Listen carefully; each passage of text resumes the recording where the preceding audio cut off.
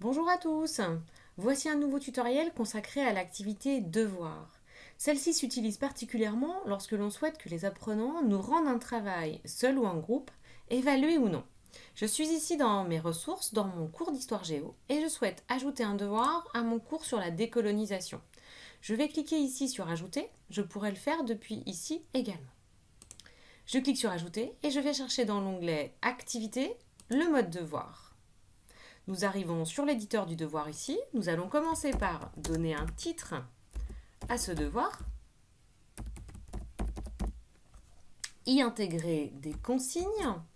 Vous avez à votre service tout l'éditeur de texte que vous commencez à connaître. Vous avez donc la possibilité de modifier les choses, de lui donner du gras, de la couleur, mais aussi d'ajouter un lien vers un site web, d'ajouter une image, d'enregistrer vos consignes en audio, ou de vous filmer, ou encore d'ajouter par exemple une vidéo YouTube. Les consignes sont déposées ici. On pourrait très bien imaginer que le sujet de votre devoir serait également déposé ici. Mais vous avez la possibilité d'accompagner vos consignes d'un fichier. Pour ce faire, plusieurs possibilités. La première, j'ajoute un PDF. Mon PDF apparaît ici. Je peux également ajouter le même devoir, mais en Word. J'aurais pu faire le choix de n'ajouter que celui-ci d'ailleurs. Et vous voyez la distinction, c'est que It's Learning me propose deux options. Ce sujet Word sera seulement visible par les apprenants, ou alors It's Learning se propose de réaliser une copie pour chacun des apprenants. Ils pourront donc compléter l'évaluation directement sur la copie et me la soumettre.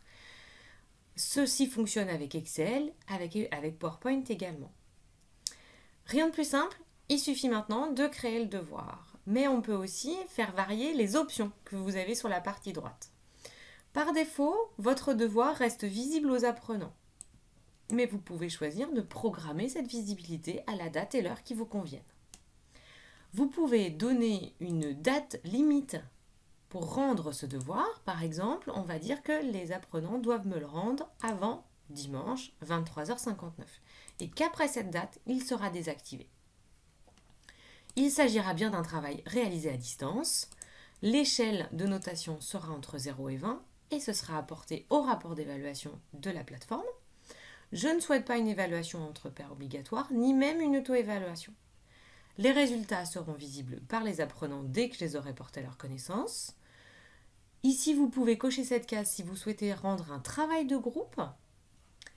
Vous pouvez également demander que les copies soient anonymées lors de l'évaluation. Et par défaut, cette activité est toujours obligatoire, mais vous pouvez la désactiver. Voilà les paramètres. Nous allons maintenant créer le devoir. Voilà la liste des participants qui doivent soumettre le devoir. Voyons ce qui se passe maintenant du point de vue de l'apprenant. Vous commencez à connaître ce bouton, nous cliquons ici et nous allons afficher la plateforme, mais du point de vue de l'apprenant maintenant. Vous voyez qu'une tâche est arrivée. Pour dimanche, il y a un devoir sur la décolonisation à terminer. On va cliquer sur ressources. Je vais aller dans mon cours sur la décolonisation. Je vous propose maintenant de voir ce que ça donne du point de vue d'un apprenant. Je vais me connecter avec mon élève fictif, Damien.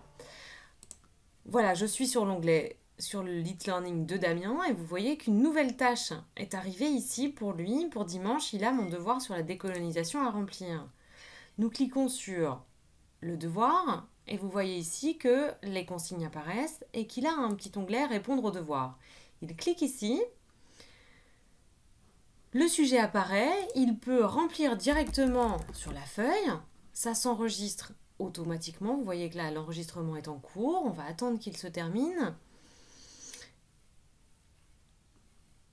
Et une fois que c'est terminé, on retourne ici sur la plateforme It's Learning et vous voyez qu'il peut décider de l'ouvrir pour vérifier son travail, mais de l'envoyer également à son formateur. Et voilà, c'est fait.